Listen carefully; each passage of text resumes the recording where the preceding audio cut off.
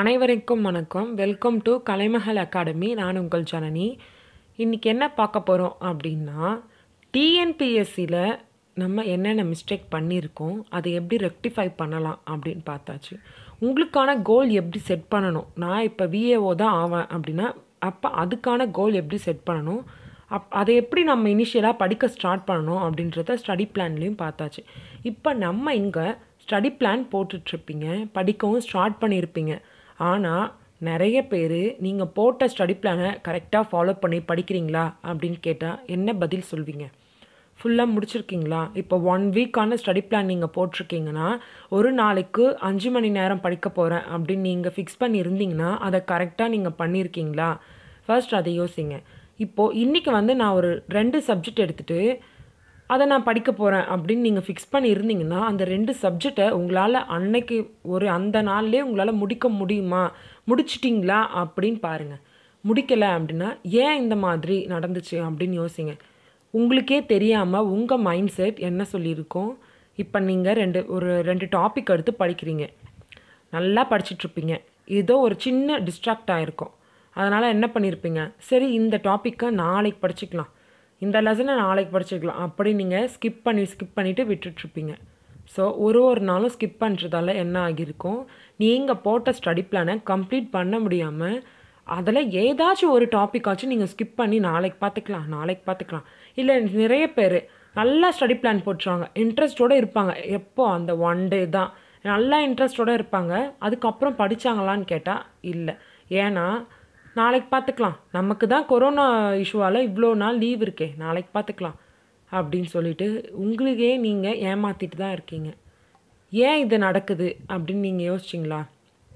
படிக்கணுன்ற mind set உங்களுக்கு இருக்குது, ஆனால் படிக்க உக்காந்தா 1 மணி நேரம் 2 மணி நேரத்துக்கு மேலே உங்களால் படிக்க முடியலன்னா அது ஏன் அப்படின்னு நீங்கள் யோசிச்சிங்களா?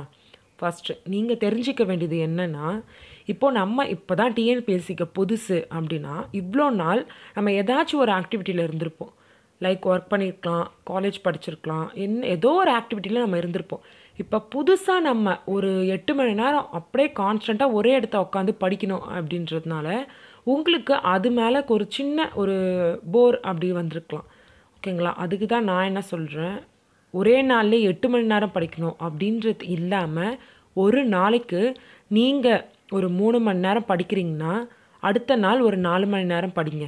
நாளைக்கு பார்த்துக்கலான்ற ஒரு மைண்ட் செட்டை நீங்கள் என்ன பண்ணணும், ஃபர்ஸ்ட்டு மாற்றணும். Change your mind set. உங்கள் மைண்ட் செட்டை மாற்றிட்டிங்கனாலே உங்கள் லைஃப் நீங்கள் ஆசைப்பட்ட போல் கண்டிப்பாக அச்சீவ் பண்ணலாம். எல்லாரோட லைஃப்க்கும் ஏதாச்சும் ஒரு டேர்னிங் பாயிண்ட் இருக்கும். இந்த இதுவில் தான் நான் மாற்றிக்கிட்டேன், இது வரைக்கும் நான் லேசியாக இருந்தேன், இதுக்கப்புறம் நான் என்னோடய லைஃப்பை நிறைய சேஞ்ச் ஆகிட்டேன் அப்படின்னு ஒரு சின்ன டேர்னிங் பாயிண்ட் உங்களுக்குள்ளே வந்தால் போதும். இவ்வளோ நாள் நம்ம வேஸ்ட் பண்ணியிருப்போம், படிக்கலான்னு உட்காந்துருப்போம், ஏதாச்சும் ஒரு டிஸ்ட்ராக்ட் வந்திருக்கோம், சரி நாளைக்கு பார்த்துக்கலாம், ஃப்ரெண்டு கூப்பிட்டான் அதனால் நாளைக்கு பார்த்துக்கலாம், வெளியில் ரிலேட்டிவ்க்கு ஏதாச்சும் ஃபங்க்ஷன் இருந்திருக்கோம் நாளைக்கு பார்த்துக்கலாம் அப்படின்னு சொல்லிட்டு நீங்கள் வேஸ்ட் பண்ணுற ஒரு நாளுமே உங்களுடைய லைஃப்க்கு நீங்கள் அச்சீவ் பண்ண வேண்டிய நாளை உங்களுக்கு நீட்டிப்பு பண்ணுன்னு தான் அர்த்தம். நீங்கள் இப்போ ஜாலியாக இருக்கும், அது இப்போது நீங்கள் படிக்கலை, அப்பா இன்றைக்கி நம்ம 1 மணி நேரம் படித்தோம், அதுக்கப்புறம் எவ்வளோ நேரம் வேணால் ஃப்ரீயாக இருந்துக்கலாம், நாளைக்கு பார்த்துக்கலாம் அப்படின்னு நீங்கள் நினைப்பீங்க.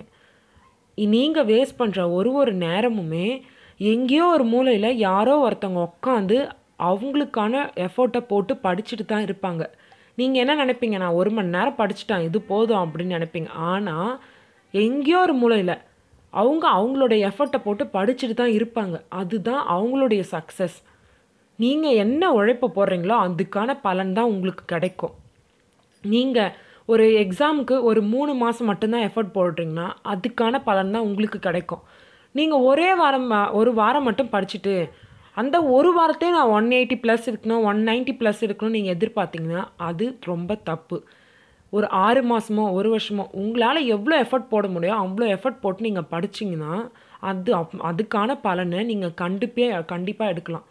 ஃப்ரெண்ட்ஸ், இப்போது நம்ம ஜாலியாக இருக்கோம் தான், இல்லைன்னு சொல்லலை.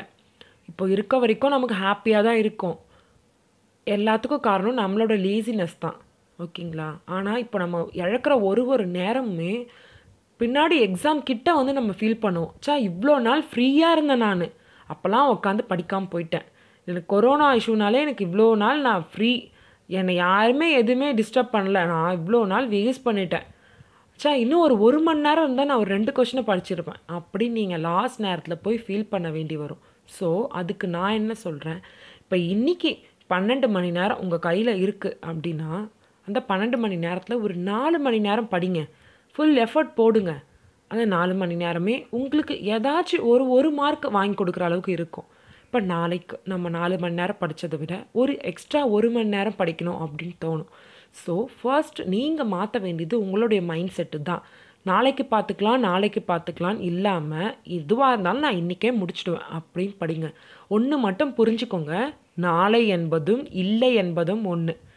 ஸோ நாளைக்குன்றத நீங்கள் எந்த இதுலையும் ஜட்ஜ் பண்ண முடியாது. நாளைக்கு என்ன நடக்க போகுதுன்னு உங்களால் சொல்ல முடியுமா?